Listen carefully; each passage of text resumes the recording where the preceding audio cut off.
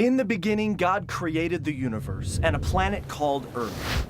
Humans were formed in God's image to continue God's work. But soon, humans decided we want to live our way, not God's. Selfishness and violence filled the world, so God started over with just one family. And God made a covenant with a man named Abraham. The land around you is now yours. Your family will be my blessing to the entire world. In just a few generations, they grew into a large nation named Israel. The Egyptians became fearful and forced the Israelites to be their slaves. Through a humble leader named Moses, God led the Israelites in a great exodus back toward their promised land. Along the journey, God gave laws and commands to help the Israelites follow God's ways.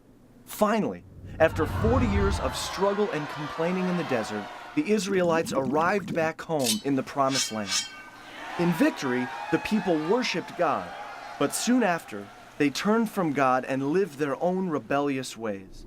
This became a pattern from generation to generation. Now living back in their promised land, Israel continually struggled to follow God's ways. So Saul became Israel's first king. But he led the country poorly and turned his back on God. So God chose a courageous young man named David to be king. God blessed Israel greatly under David's leadership. David passed on his throne to his son, Solomon, who was full of God's wisdom.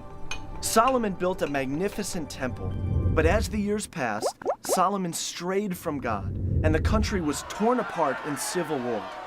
So God sent prophets as messengers to challenge the Israelites to return to God's better ways. But they wouldn't listen. God's people were forced out of the promised land, the temple was destroyed, and many were taken away as slaves. But God was still watching over them, speaking words of hope through the prophets. 60 years later, this hope was realized when the Jewish people were freed to return to their promised land. God's prophets pointed to the future and a coming king, one who would fully restore Israel and bring a new kingdom of peace. So the Jewish people waited and hoped, and God would not speak through the prophets again for 400 years. 400 years passed since God spoke through the prophets. They were now ruled by the Roman Empire, and the Jewish people longed for a Messiah to come and liberate them. Then, Mary, a young woman still a virgin, gave birth to a boy named Jesus, meaning one who saves. Angels announced that he was the Messiah King. Overjoyed, a group of shepherds ran to tell everyone in sight. This birth was truly a miracle. When Jesus grew up, he faced the same temptations as all people, but always chose to follow God's ways.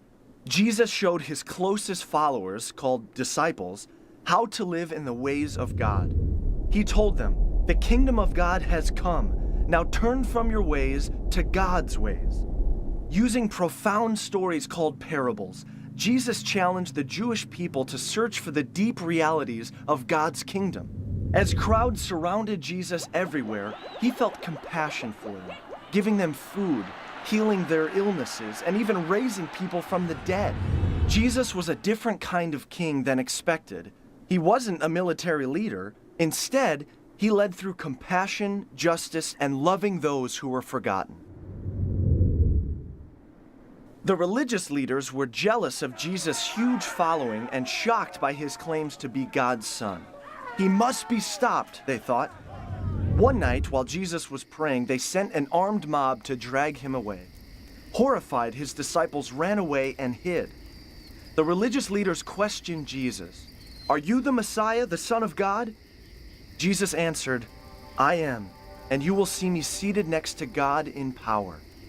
Enraged, the leaders shouted, "Any man who claims to be God must be executed." Pressured by the religious leaders and an angry crowd, the Roman governor sentenced Jesus to death. Like a criminal, Jesus was nailed to a wooden cross between two thieves. He cried out, "Father, please forgive them. They don't know what they're doing." Darkness filled the skies, and Jesus breathed his last breath. Jesus was buried in a tomb and guarded by Roman soldiers. 2 days later, Jesus' followers came to prepare his body for burial, but he and the soldiers were gone. Jesus began appearing, first to 2 men walking along the road, then to over 500 eyewitnesses.